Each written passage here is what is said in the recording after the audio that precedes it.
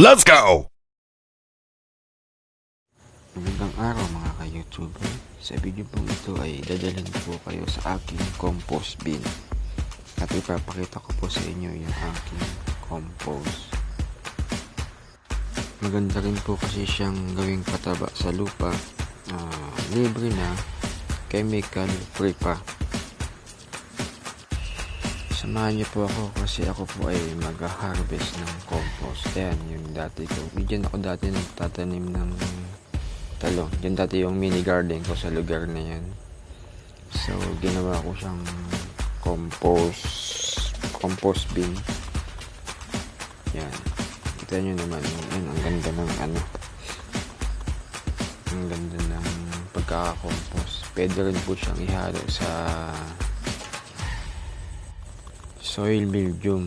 Yung pag magpupunla, pwede siyang ihalo. Ang ratio ko po kasi nun pag ako'y gumagawa ng soil medium is 1 equivalent to 1. 1:1. 1 part ng compost at 1 part ng lupa. So, para maganda yung pagkakalabasan ng ating halaman pag tumubo na ito. Ayan. Puro kasi dito sa amin, puro puno ng kakwate.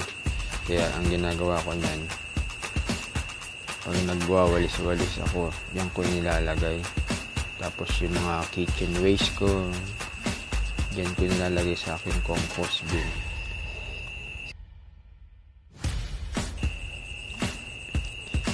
Pag mainit kasi, hanggang 2 to 3 months siya na nabubulok na pwede na siyang gamitin. Pero pag tag-ulan, siguro 4 to 5 months yung niya. Depende naman sa pag-compost kasi meron ng tinatawag na vermicompost. Yun po yung ginagamitan ng bulate. Yun yung tinatawag na African Nightcrawler, aka ANC. Yung dumi po nung bulate na yun, ayun po yung tinatawag na vermicast.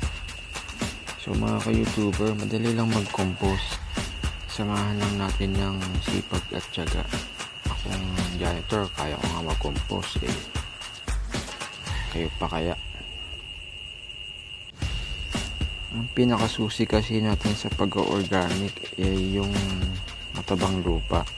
Tapos, hayaan natin ang lupa ang magpataba sa ating mga halaman.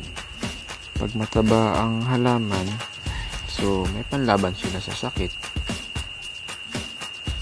Ang maganda din po sa pagka-compost mga ka-YouTuber, wala siyang chemical. Tapos, hindi ka nabibili ng fertilizer. Isa pa doon, mababawasan pa yung mga basura nyo sa bahay, yung mga kitchen waste na tatapon na sana, pwede yung i-compost na lang. So pag wala kayong mga dahon na tuyo, pwede naman pong ipalit yung mga karton na pinaggupitan, mga papel, gupitin nyo lang. Samahan nyo lang ng ng tiyaga. Yan na, matatapos na yung pag-harvest ko. Ang ginagamit ko kasi dyan yung dahon ng kakwate. Pagka sa dami kasi dito ng dahon ng kakwate pag nalalaglag.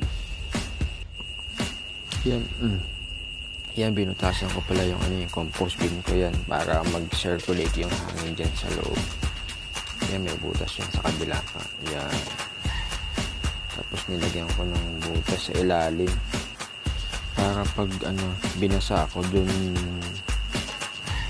lumabas yung sobrang tubig.